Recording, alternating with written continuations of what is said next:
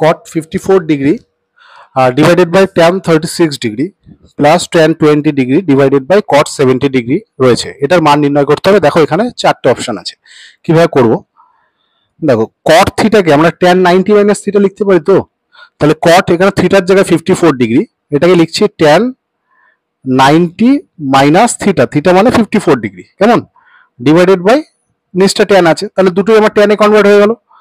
একই রকম ভাবে এখানেও tan আছে, এখানে cot আছে, তাহলে দুটোকে হয় tan নাহলে দুটোকেই cot এ কনভার্ট করি। দেখো tan 20 কে আমি লিখছি cot 90 মাইনাস 20, তাই তো, যে tan থিটা মানে cot 90 মাইনাস থিটা আমরা জানি, ডিভাইডেড বাই কত আছে cot 70 ডিগ্রি।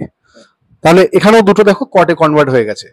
তাহলে এটা দাঁড়ালো হচ্ছে tan 90 মাইনাস 54, মানে tan 90 থেকে যদি 54 মাইনাস করো তাহলে থাকছে tan কত 36 degree divided by tan 36 degree রয়েছে। একই রকম ভাবে cot 90 মাইনাস 20 মানে হচ্ছে কত হবে cot 70, তাই তো, 90 থেকে 20 মাইনাস হলে হচ্ছে 70 ডিভাইডেড বাই কত আছে cot 70 ডিগ্রি। তাহলে উপর নিচ থেকে কেটে গেলে এটা 1 হবে প্লাস এটা 1, তাহলে আনসার কত পাচ্ছি 2, যেটা আছে অপশন নম্বর সি তে। দেখো অপশন নম্বর সি, দেখো আনসার হচ্ছে 2, ঠিক আছে। এই যে অঙ্কটা রয়েছে log tan 1 degree plus log tan 2 degree plus dot dot dot, এইভাবে log 89 ডিগ্রি অবধি আছে। কিভাবে করব অঙ্কটা দেখো, এখানে চারটে অপশন রয়েছে, তার মধ্যে কোনটা হবে। তো আমরা এটাকে লিখতে পারি log এর ক্ষেত্রে আমরা জানি log x plus log y, সেক্ষেত্রে log x ইন্টু y, মানে যোগ থাকলে log এর ক্ষেত্রে এই দুটো সংখ্যা গুণ হয়ে যায়। তো এখানে দুটোর জায়গায় দেখো 89 এতগুলো টার্ম আছে, 1 থেকে শুরু করে 89 অবধি আছে, তাহলে সেক্ষেত্রে log এর ধর্ম অনুযায়ী এগুলো সব গুণ হয়ে যাবে, অর্থাৎ tan 1 degree tan 2 degree tan 3 degree এরকম ভাবে dot dot dot tan 89 degree, এগুলো সব ইন্টু হয়ে যাবে 89 ডিগ্রি। তাহলে log অফ এটা দাঁড়ালো, তাই তো, তাহলে ইকুয়াল টু log অফ এই যে tan 1 ডিগ্রি এটা যেমন আছে আছে, tan 2 ডিগ্রি এটাও যেমন আছে আছে, tan 3 ডিগ্রি এভাবে চলছে, চলতে চলতে চলতে চলতে এক সময় tan 45 ডিগ্রি আসবে, আসবে তো, আবার tan 46 ডিগ্রি tan 47 ডিগ্রি এরকম ভাবে চলছে চলতে চলছে, এরকম ভাবে একটা সময় tan 87 ডিগ্রি আসবে, tan 88 ডিগ্রি আসবে এবং লাস্টে গিয়ে tan 89 ডিগ্রিতে গিয়ে শেষ হবে, ঠিক আছে, tan 89 ডিগ্রিতে গিয়ে এটা শেষ হবে। তাহলে ইকুয়াল টু কি দাঁড়ালো log of tan 1 degree tan 2 degree tan 3 degree এরকম ভাবে চলছে, tan 45 ডিগ্রি যেটা মাঝে আসলো সেটা 1 হয়ে যাবে, তারপরে tan 46 ডিগ্রি tan 47 ডিগ্রি এরকম ভাবে পরবর্তী মানে 1 এর পরবর্তী যে টার্মগুলো আছে সেটাকে আমি কিভাবে লিখতে পারি দেখো, যেটা tan 89 ডিগ্রি আছে সেটাকে আমরা cot 1 ডিগ্রি লিখতে পারি, কারণ আমরা জানি tan থিটা মানে হচ্ছে cot 90 মাইনাস থিটা, তাহলে 90 মাইনাস 1 হলে 89 হচ্ছে, তাই এটা cot 1 ডিগ্রি হবে। যেটা tan 88 ডিগ্রি আছে সেটা হবে কত cot 2 ডিগ্রি হয়ে যাবে।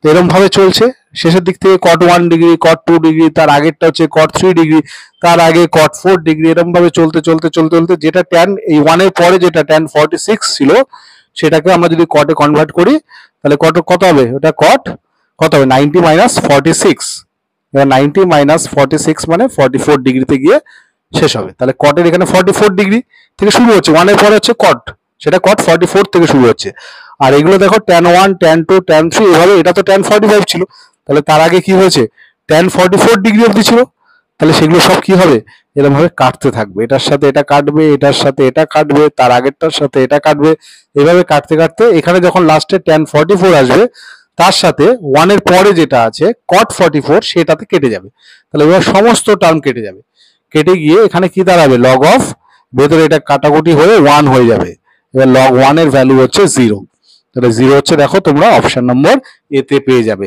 কেমন।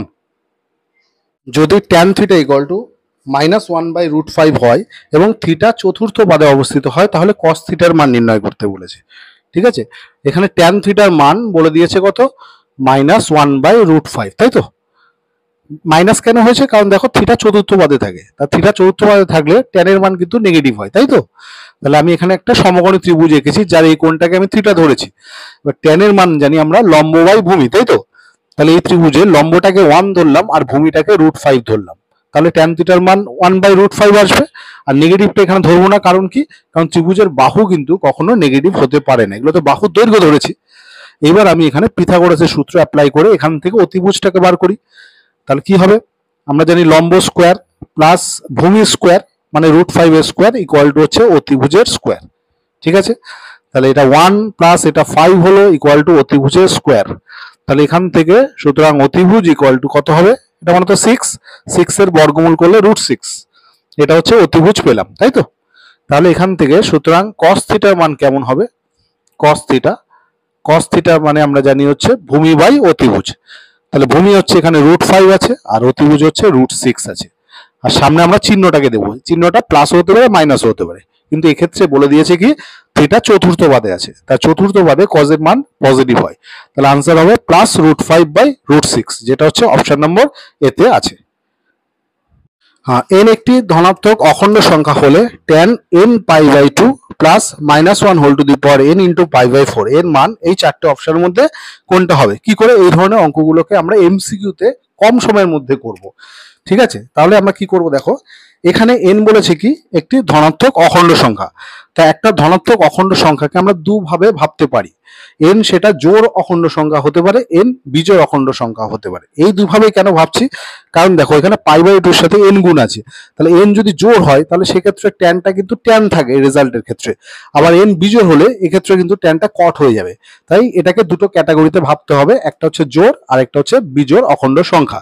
তা সেক্ষেত্রে আমরা n এর যে কোনো একটা কি প্রথমে বিজোড় অখণ্ড সংখ্যা ধরে নিলাম। তাই n ইকুয়াল টু আমি এখানে 1 ধরে এর মানটাকে ক্যালকুলেট করব। সেটা তুমি 1 এর জায়গায় 3 ধরেও ক্যালকুলেট করতে পারো বা 5 ধরেও ক্যালকুলেট করতে পারো, যে কোনো বিজোড় অখণ্ড সংখ্যা ধরে এর মান কত হয় আমরা চেক করব। দেখা যাক কত হয়। এখানে n এর জায়গায় যদি 1 ধরি তাহলে এটা হচ্ছে দেখো π/2 থাকবে, আর -1 টু দি পাওয়ার 1 মানে হচ্ছে সেটা মাইনাস হবে π/4। তা tan π/2 থেকে যদি π/4 মাইনাস হয় সেক্ষেত্রে π/4 হয়, tan π/4 এর মান কত 1। এবার আমরা একটা জোড় অখণ্ড সংখ্যা ধরলাম n ইকুয়াল টু 2, সেটা 4ও ধরতে পারো বা 6ও ধরতে পারো, যে কোনো একটা জোড় অখণ্ড সংখ্যা ধরে এই মানটা আমরা ক্যালকুলেট করব।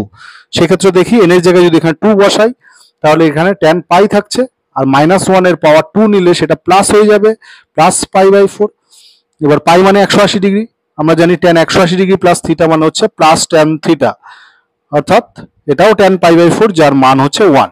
তাহলে এখানে n এর জায়গায় জোড় ধরি বা বিজোড় অখণ্ড সংখ্যা ধরি, দু ক্ষেত্রে আনসার 1 এসছে, তাই এটার আনসার হবে কত 1। ঠিক আছে।